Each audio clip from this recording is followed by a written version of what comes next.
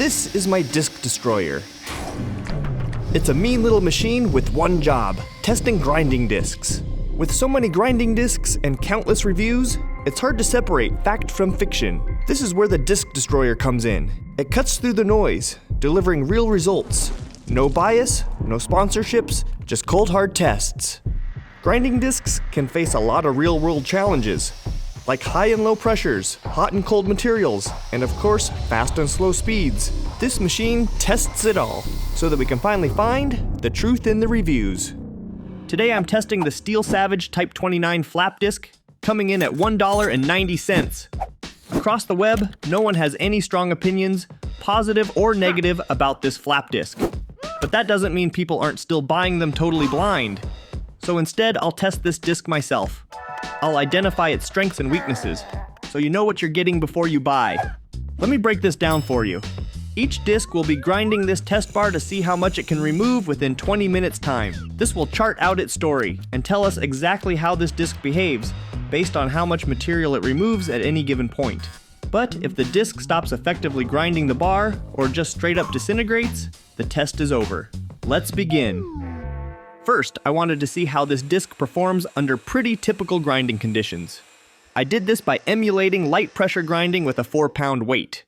This is roughly the weight of the grinder. So how did the disc hold up?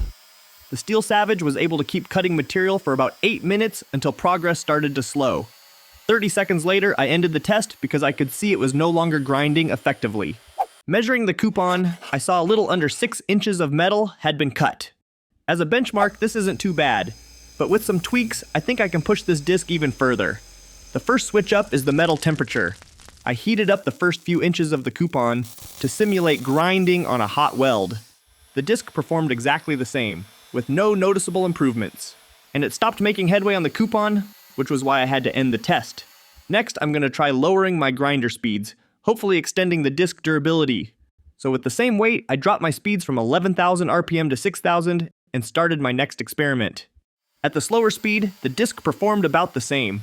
In both hot and cold tests, the effectiveness trailed off at 9 minutes with barely any more material cut. So what's happening here? The main thing holding this disc back is how quickly it glazes, or loses abrasive quality. But I think I can get more out of this disc. To find out for sure, I set my speeds back to 11,000 and then swapped my 4-pound weight for 8. I then started my next test back on cold metal. And immediately the impact of the increased pressure was noticeable. But what was a promising start soon came to an abrupt end. 10 minutes into the test, I observed heavy smoke coming from the disc, telling me to end the test. The pressure had definitely increased the effectiveness of the disc, but that extra heat from the friction proved to be too much. At the end of the test, I measured 10 inches of material cut. Overall, a big improvement with lots of potential. This gives me an idea.